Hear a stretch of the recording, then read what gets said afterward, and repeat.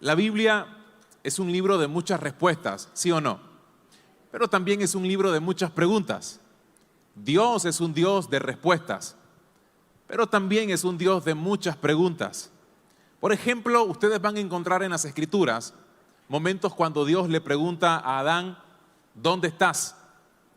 Le preguntó a Caín, ¿dónde está tu hermano? Le preguntó a Moisés, ¿qué tienes en tu mano? Le dijo a Elías, ¿qué haces aquí?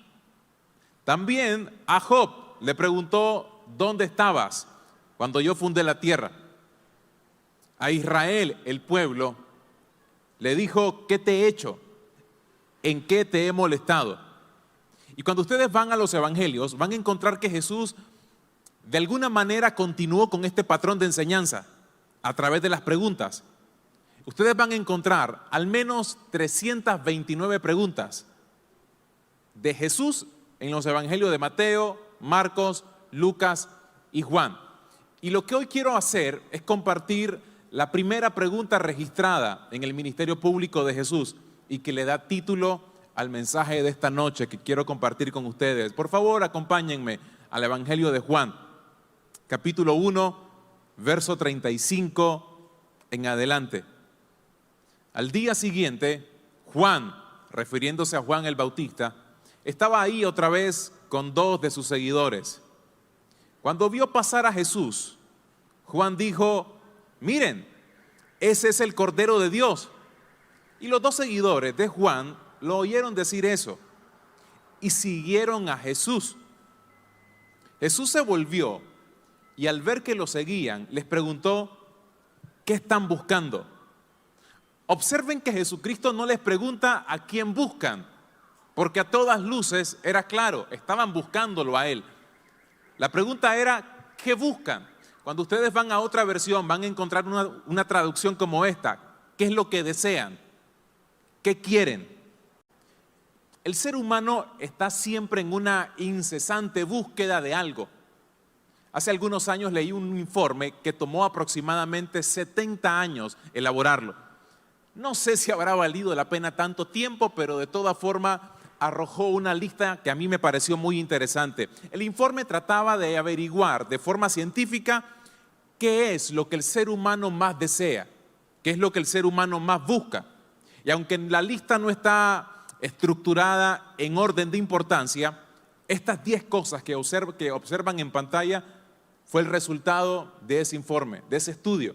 La gente está buscando dinero, está buscando salud, tener una familia, belleza, quieren verse bien, guapos, elegantes, quieren amistades, círculos sociales, quieren tener una espiritualidad, y no se está refiriendo exclusivamente a la espiritualidad cristiana, seas musulmán, seas budista, islamista, lo que sea, no importa, quieren una espiritualidad, un tipo de fe. Están buscando felicidad o placer, seguridad, quieren fama, quieren poder. Toda esta lista se encuentra entre las cosas que la gente más desea. Esto me llevó a recordar una frase que leí de un famoso predicador estadounidense y él dijo lo siguiente: el mundo tiene un anhelo inconsolable. Es inconsolable porque por más que busca, jamás parece encontrarlo. Algunos tratan de satisfacerlo, decía este predicador, y lo satisfacen con vacaciones pintorescas, con logros en el ámbito profesional, incursionando en el campo sexual, con las drogas, con una excelencia administrativa, con rigores morales, tratando de tener una vida con un alto estándar moral. Otros intentan buscar a través de sustancias prohibidas. Sin embargo, el anhelo permanece, siguen insatisfechos. Y en esta búsqueda es que el ser humano, nosotros, nos inventamos religiones, nos inventamos corrientes de pensamiento, insisto, siempre para buscar aquello que nos haga sentir plenos, satisfechos, que nos haga sentir que la vida cobre sentido. De ahí nos inventamos, por ejemplo, el hinduismo, que básicamente lo que propone es que el ser humano sea perfeccionado, liberándose de todas las reencarnaciones, según la creencia de ellos, por supuesto, cosas que nosotros no creemos en absoluto, pero es lo que proponen para tratar de darle tranquilidad a la gente. Los budistas, en cambio, intentan enseñarte de cómo eliminar el sufrimiento humano. El Islam propone madurar a la humanidad de tal manera que podamos obtener felicidad, tanto en esta vida como en la vida venidera, al menos tal y como ellos la perciben. El taoísmo, que no es una religión propiamente, pero es más una corriente filosófica, lo que propone es alcanzar la inmortalidad a través de una vida plena por distintas decisiones que se pueden tomar. El secularismo, que no es tampoco una religión, sino básicamente es la forma de pensar de nuestra sociedad actualmente, apunta a que el ser humano va a encontrar la felicidad, el placer y encuentra lo que requiere cuando vive por fin en libertad absoluta, independiente, autónomo, sin rendirle cuenta a nadie, simplemente dándole rienda suelta a los deseos más profundos. El famoso escritor C.S. Lewis, él dijo esto: si encuentro en mí un deseo que ninguna experiencia en este mundo logre satisfacer, lo más probable es que me hayan creado para vivir en otro mundo. Lo que está diciendo es esto: el ser humano se va a dar cuenta que por más que busque, en el contexto en el que vivimos, jamás va a lograr lo que necesita para hacerse pleno. ¿Saben por qué? Porque no fuimos creados para ser satisfechos completamente en este mundo material. Nuestra plenitud viene de algo que no tiene nada que ver con lo temporal, con lo material. Por eso, cuando la gente no entiende esto, vive muy frustrada y echa su vida a perder porque las cosas no funcionaron a nivel sentimental quizás, porque les está yendo mal en términos financieros, porque jamás salieron adelante en algún proyecto o en algún sueño, porque sienten que la vida solo tiene sentido en la medida que cumplen con ciertos objetivos, en la medida en que se dan ciertos placeres sexuales, económicos, profesionales, etc. Apuntamos que la vida solamente cobra relevancia en la medida que cumplimos con ciertas metas, con ciertos sueños. Y tristemente, creo que es algo que aún lo miramos nosotros mismos en las iglesias. Yo no sé qué estaba buscando esos dos discípulos, que se tiene seguridad de que uno de ellos era Andrés y el otro probablemente era el mismo Juan, el que escribió el Evangelio. Esos dos hombres estaban detrás de Jesús. Apenas escuchan a Juan el Bautista decir: Él es el Cordero, síganlo. Ellos siguen y Cristo se voltea y les pregunta: ¿qué buscan? ¿Se han preguntado en alguna ocasión de su vida qué buscan al seguir los pasos de Jesús? ¿Qué buscan? ¿Cuáles son nuestras motivaciones reales? Yo les puedo decir al menos que había buscado durante mucho tiempo en el Señor. Y no son cosas malas, como la vamos a ver en un ratito. Son cosas que a lo mejor compartimos ustedes y yo. Cuando encontré a Jesús en mi vida, yo estaba buscando identidad, sentirme seguro de quién era yo. Yo sufría de muchos complejos. Pero luego que el Señor afirmó un poco esa área, encontré que necesitaba también propósito, es decir, saber para qué había nacido. Luego también me di cuenta que en Cristo encuentro seguridad, que yo lo seguía para tener paz, para tener estabilidad emocional, financiera, lo que ustedes quieran, en cualquier aspecto. Para encontrar milagros en situaciones particulares, lo busco para tener un milagro en particular. O para tener esperanza, por supuesto, para no sentir que la vida no tiene sentido, sino que Él va a estar conmigo siempre y que hay una razón de ser a todo esto. Insisto una vez más, ¿a usted qué le motiva a seguir a Jesús? ¿Se lo ha preguntado alguna vez de manera honesta, sinceramente, qué es lo que le ha motivado? Quiero darle algunas opciones y a través de estas opciones tratemos de evaluarnos a nosotros mismos. Número 1, ¿será que he buscado al Señor para encontrar seguridad? Y mis estimados, no hay manos más seguras que las manos de Dios, ¿sí o no? Dice la Biblia, dice de hecho David: Señor, en tus manos descansan mis tiempos. Cuando uno entiende eso, uno sabe de que el futuro, por muy incierto que pueda ser, de toda forma en las manos del Señor estamos seguros. Amén. Sin embargo, yo no puedo buscar al Señor como una garantía de cero problemas, porque a pesar de que sus manos son seguras, eso no significa que la vida no va a estar ajena de dificultades. Es más, el mismo Señor nos dijo en el Evangelio de Juan, capítulo 16, verso 33, en el mundo ustedes habrán de sufrir. No es un mensaje muy estimulante que digamos. En el mundo ustedes van a sufrir. Nadie va a decir, amén, Señor, por esa palabra, la recibo. Yo no recibo eso así por así cuando uno lo escucha.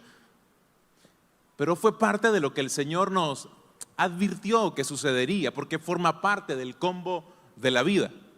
Segunda opción, puede que estemos buscando al Señor para encontrar propósito. Y efectivamente, cuando ustedes y yo buscamos al Señor, vamos a tener una dirección clara de a qué dedicarnos, con quién casarnos, qué estudiar, a qué dedicar todas nuestras energías. Toda persona que encuentra a Jesús encuentra también una dirección clara de qué tiene que hacer con su vida. Es impresionante la manera en la que el Señor nos da una claridad en muchas áreas que tal vez antes vivíamos confundidos, y cuando lo encontramos a Él, encontramos sentido a cada cosa. Ya podemos decidir de forma más sabia con quién tengo que comenzar una relación, con quién me caso y con quién no me caso, qué estudio y qué no estudio, salgo o no salgo de este trabajo, emprendo o no emprendo. Cuando estoy más cerca del Señor, se me hace más fácil tomar decisiones y por lo tanto caminar conforme al propósito de Él, ¿sí o no? Pero, aquí viene el pero. Entonces yo lo busco solamente por un interés personal. Entonces el único interés de buscarlo es que yo me sienta beneficiado en esta relación. Tercera opción, ¿será que lo busco para obtener esperanza? Y esta se pone más interesante porque claro que Cristo en nosotros, dice su palabra, es esperanza de gloria. ¿Saben qué es lo extraordinario de encontrar a Cristo? Me voy a dar cuenta que cuando yo camino a su lado, sé que nunca voy a estar solo. Aunque me sienta solo, no estoy solo. ¿Sí o no? Usted lo puede comprobar en las distintas etapas difíciles que ha vivido. No importa cuán sola o cuán solo se ha sentido, el Señor ha estado ahí en cada circunstancia. Pero la esperanza no se limita a eso. Es una esperanza que tiene que ver con que Él regresará por nosotros. La Biblia le llama la bendita esperanza. Nosotros le llamamos esa bendita esperanza de que no estamos acá al azar, sino que Cristo en algún momento regresará por su iglesia y vamos a vivir con Él por la eternidad. ¿Sí o no? Esa es una de las mayores esperanzas a las que apuntamos, creemos como iglesia. Pero cuando esto se malentiende, podemos vivir con una mentalidad escapista, donde estamos buscando escapar de todo esto porque ya no resistimos vivir en este mundo y simplemente queremos ya estar en el cielo. ¿Pero por qué razón? ¿Simplemente porque ya quiero dejar de sufrir o hay una razón mayor? Porque hay algo que supera a ese propósito. Número 4, cuarta opción, ¿será que busco al Señor por milagros? Y el domingo, mis estimados, ustedes y yo escuchamos un mensaje donde se nos ha enseñado una y otra vez que es un Dios de imposibles al que le creemos. Amén. Y en cada circunstancia difícil, imposible para nosotros, el brazo de Dios jamás se ha cortado. Y lo que para nosotros es imposible, con Dios no hay nada que sea imposible. Pero ¿qué tal si me sucede como le sucedió al grupo de personas que seguía a Jesús? Observen en el Evangelio de Juan, capítulo 6, versículo 2. Y le seguía gran multitud porque veían las señales que hacía en los enfermos. Y más adelante Jesucristo dijo en el versículo 26, Jesús les dijo, Les aseguro que ustedes me buscan porque comieron hasta llenarse. Y lo está diciendo en el contexto cuando recientemente hizo una alimentación milagrosa. Más de 5,000 personas fueron alimentadas de una manera sobrenatural. Y entonces Cristo les dice en la cara, ¿saben qué? Ustedes me siguen porque les doy de comer, porque no les cuesta la comida. Y no solamente les doy de comer, sino que se llenan con todo lo que les doy. Y entonces ahí me doy cuenta que no es suficiente saber que Jesús es alguien que me puede hacer un milagro y responder. El apóstol Pablo dijo en Filipenses capítulo 2, versículo 21, porque todos buscan lo suyo propio, no lo que es de Cristo Jesús. En otra versión lo dice de esta manera, todos buscan su propio interés y no el interés de Jesucristo. Y la pregunta de rigor es, ¿qué es lo que le interesa a Jesús? Porque debería de interesarme a mí también. ¿Qué le interesa a Jesús? Me encanta la respuesta que da el apóstol Pablo. Romanos 15, versículos 8 y 9. Cristo Jesús vino a ser siervo de la circuncisión para mostrar la verdad de Dios. Y escuchen esto. Y para que los gentiles glorifiquen a Dios por su misericordia. Él vino para mostrar la verdad de Dios, pero para que los gentiles, y ahí nos tenemos que sentir aludidos nosotros, glorifiquen a Dios por su misericordia. Noten esto, me parece genial. ¿Saben por qué? Porque esto lo que me enseña a mí es que finalmente buscar a Jesús no se trata de mí, aunque obtengo beneficios en el proceso, aunque obtengo misericordia en el proceso de caminar con Él, porque Dios me va a dar esperanza cuando lo encuentro. Porque muchas personas podemos venir a un sitio como este, como yo también he venido a veces, sin esperanza.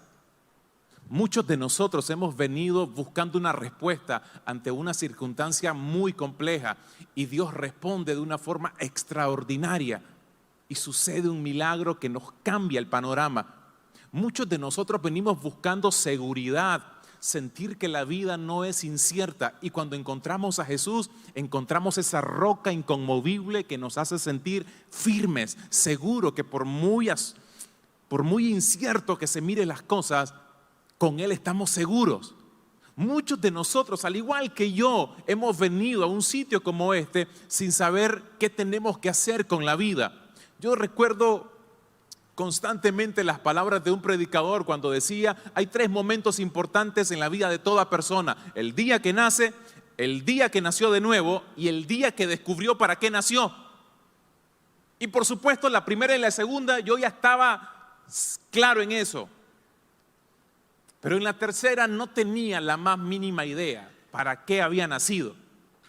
Y cuando vengo a Cristo, me acerco a Él, poco a poco uno va descubriendo cuál es el propósito de la vida. Pero mi relación con el Señor no se puede sostener en ninguna de esas cosas. Tiene que haber algo mayor. Tiene que haber algo que me supere, que me trascienda a mí mismo. Porque si no, pareciera que todo lo que tiene que ver con el Evangelio gira alrededor de mí. Y mis estimados, no gira alrededor de nosotros, gira alrededor de exaltar el nombre del Señor sobre cualquier otro nombre. No es para que la gente diga, miren Alberto, es para que la gente logre ver a Dios a través de la vida de cada uno de nosotros. Amén. La pregunta en la práctica, ¿eso cómo se vive en el día a día? Porque si lo importante es glorificar al Señor, esa es una frase que puede sonar muy bíblica y muy evangélicamente correcta, pero en la práctica, ¿qué significa glorificar a Dios? ¿Cómo se hace para hacer eso? Y una de las cosas que me gustó muchísimo mientras estudiaba esto es que cuando usted estudia la palabra gloria, refiriéndose a Dios, se va a dar cuenta que es una palabra, ya tanto en el hebreo como en el griego, comunica la idea de honor, de dignidad y de fama.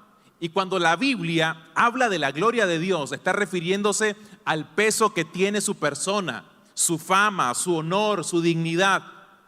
Entonces, en términos prácticos es, glorificar a Dios es todo aquello que nosotros hacemos para reflejar su dignidad, su poder, su fama. De ahí que cobra muchísimo sentido las palabras de Jesús en Mateo 5:16, cuando dice que la luz de ustedes alumbre delante de todos, para que todos vean sus buenas obras y glorifiquen a su Padre que está en los cielos. Noten eso. Jesús está diciéndole a sus seguidores: muchachos, muchachas, ustedes son la luz del mundo. Quiero que iluminen la sociedad, que la gente vea las extraordinarias obras que ustedes son capaces de hacer con la ayuda del Espíritu Santo. Pero no para que sean simplemente famosos, para que tengan muchos seguidores en Instagram, para que la gente se dé cuenta lo talentosos que ustedes son, lo ungidos que pueden ser, lo espirituales que parecen. No, no es para que se den cuenta de eso, es para que puedan glorificar a su Padre que está en los cielos. Es para que cuando los vean a ustedes digan: wow, yo conocía a ese hombre, yo escuchaba cómo hablaba, yo miraba cómo trataba a sus hijos, yo miraba cómo trataba a su esposa, yo miraba cómo se endeudaba de forma irresponsable, y hoy veo todo lo contrario. Hoy veo cómo trata bien a su esposa, cómo educa de manera sabia y correcta a sus hijos. Hoy veo cómo administra de manera correcta su finanza, veo cómo se cuida. Veo un cambio totalmente, y todas esas obras comienzan a provocar en las personas no van a decir gloria a Dios, por supuesto, pero lo que están diciendo en términos muy sencillos es: algo cambió en él. Y se dan cuenta más adelante que lo que cambió es que Dios intervino. Es que comenzamos a reflejar las virtudes del Señor. Por eso me encanta ese episodio cuando Jesucristo les pregunta qué buscan, y observen la respuesta de los seguidores en ese momento, que se convirtieron en los primeros 2 discípulos de los 12, del grupo de los 12. Juan 1:38, Jesús les dijo: ¿qué buscan? Y ellos le dijeron: Rabí, que traducido significa maestro, ¿dónde vives? Noten que no les responde la pregunta. Jesús les dice: ¿qué quieren? Y ellos: ¿dónde viví? Y Jesucristo vuelve a decir: vengan y vean. Ese vengan y vean no es que vengan y den cuenta cuál es mi casa. No, era una expresión típica de los rabinos de la época. La invitación era: síganme y les voy a mostrar cómo vivir.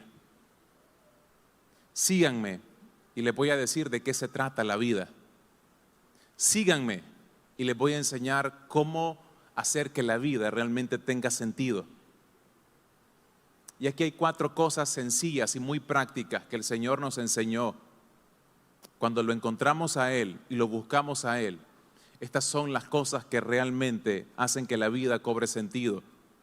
Estos hombres aprendieron, número 1, a amar. Cuando ustedes y yo buscamos y encontramos al Señor, la primera cosa que vamos a aprender es amar. No a que nos amen, a amar. Porque el mundo no gira en relación a que me amen a mí, sino cómo amo yo. Porque de tal manera amó Dios al mundo. Dios no esperó que lo amaran a Él para Él entregarse. Él dio el primer paso. Amar. Me gusta creer que una de las primeras cosas que el Señor nos va a preguntar cuando estemos allá arriba, si acaso nos pregunta, pero déjenme por un momento solo imaginármelo, hipotéticamente hablando: ¿aprendiste o no a amar? ¿Aprendiste o no a amar?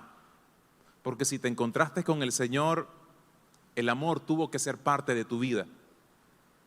¿Y qué es amar? Primera de Corintios 13. Se trata de que no guardes las ofensas, que aprendas a perdonar. Se trata de que no seas egoísta, que seas paciente, que no busques lo tuyo, sino lo de los demás. Se trata de entregarte por otros, de no hacer cosas simplemente porque son cosas correctas, sino porque son con la motivación correcta. Es aprender a amar, número 1. Número 2, el Señor también nos enseñó a servir. Él mismo dijo, porque yo no vine a ser servido, vine a servir. Y yo no sé si cuando yo lo encontré a Él, entendí que la vida se trataba no de obtener méritos o créditos o aplausos, sino de aprender el servicio. Que la autoridad que como hombre Dios te ha dado no ha sido para hablarle como vos querrás a tu esposa o a tus hijos, sino para aprender que la autoridad termina siendo una responsabilidad, que en algún momento Dios nos va a pedir cuenta por ella y que va a implicar, entre otras cosas, el aprender servicio, el servir a las personas que se nos ha dado la oportunidad de tener cerca. Número 3, con el Señor aprendemos a buscar. ¿Recuerdan lo que Él dijo? Yo he venido a buscar lo que está perdido. Yo me doy cuenta que camino con el Señor en la medida que busco lo mismo que Él busca. Y Él busca a la gente que está perdida. ¿Cuándo fue la última vez que de manera sincera yo, Alberto Rayo, me interesé por encontrar a alguien que no conoce del Señor? ¿Cuándo fue la última vez que de verdad me importó darme cuenta que alguien no conocía de Jesús y no tener el mínimo interés de acercármele y hablarle? ¿Cuándo fue esa última vez? ¿Cuándo fue la última vez que usted le habló a alguien de Jesús? El Señor anda buscando a la gente que está perdida, que no lo ha encontrado a Él todavía, porque Él vino a buscar eso. Y cuando Él le dice a sus discípulos, ¿qué buscan? Porque yo ando buscando algo y no sé si estamos buscando lo mismo. Él se voltea a Andrés y a Juan y le dice, hey muchachos, ¿qué están buscando? Yo estoy buscando a gente que está perdida, no sé si estamos en la misma sintonía. Estoy buscando a la gente que se me perdió, porque se le fue la ovejita. ¿Estás buscando lo mismo? ¿O estás buscando notoriedad, reconocimiento, que se cumplan solo tus sueños? Y está bien tener sus propias aspiraciones, no está mal, no es pecado, pero no gira en relación a eso en la vida. La vida debería de girar en relación a lo mismo que le interesaba a Jesús: amar, servir, buscar. Y número 4 y lo último, en adorar. La vida gira en relación a la adoración, y la adoración no en términos musicales, que es parte por supuesto, sino la adoración que, ¿saben qué? Yo he entendido que la adoración es como un grito desgarrador de un alma que le está diciendo a Dios, te necesito, y sin ti no puedo hacer nada. Pero además el adorador también es obediente. Y la mejor de las adoraciones es nuestra obediencia a Él. Porque si lo vas a seguir, Jesucristo te va a preguntar, ¿qué buscas? Yo estoy buscando gente que cuando yo hable sea obediente. Yo estoy buscando gente que cuando yo dé una orden la siga. No sé si vamos a estar buscando lo mismo.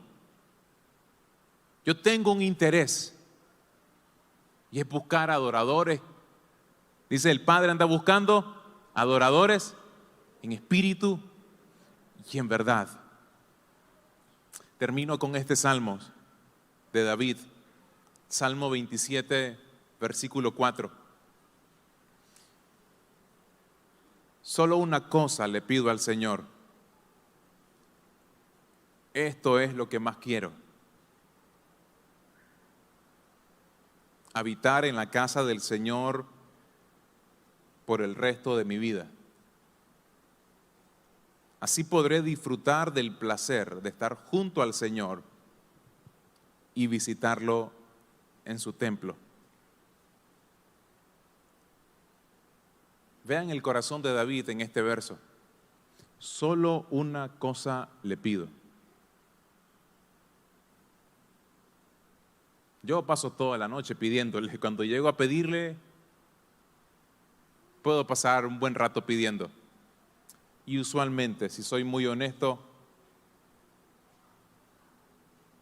a veces no ha entrado en esa lista esto que pidió David.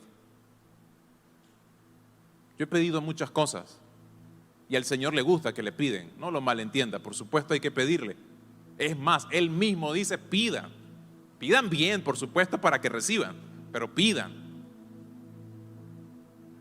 Toquen y se les abrirá, busquen y van a encontrar, pidan y se les va a dar. El tema no es que si estamos pidiendo o no, el tema es que ¿qué es lo único que yo pido? Si tuviera la oportunidad de pedir una sola cosa, ¿qué pidiera usted? ¿Qué pidiera? ¿Cuál sería su mayor deseo? Ahí me doy cuenta que a veces yo he salido aplazado.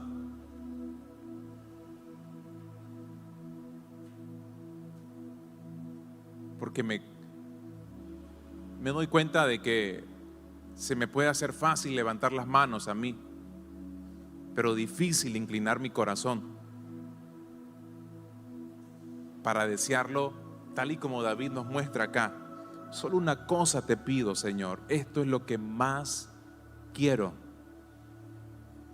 habitar en la casa del Señor por el resto de mi vida. Hay un cantante brasileño, Alessandro Vilas Boas se llama. Escribió una canción que tituló Uma Coisa, que significa una cosa, inspirado justamente en este versículo de David. Y él dijo en esa canción: todo está preparado aquí, la casa y mi corazón también. Eres el único motivo que me hizo llegar. Los hijos ya están llegando aquí. Ahora somos 2 o 3 o más. Solo ruego que encuentres mi corazón dispuesto a quemar por ti.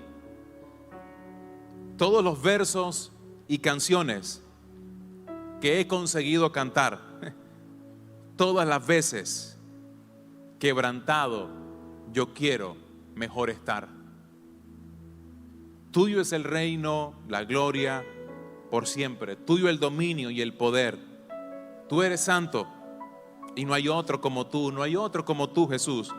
Y una cosa pediré: me quiero quedar en este lugar todos los días de mi vida. Encuentra en mí un corazón dispuesto a arder por ti. ¿Qué encontraría el Señor en nuestro corazón? Mi oración, de verdad,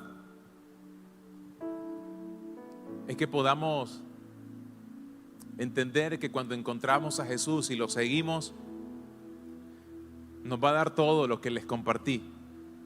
Todo eso. Porque Él es rico en misericordia.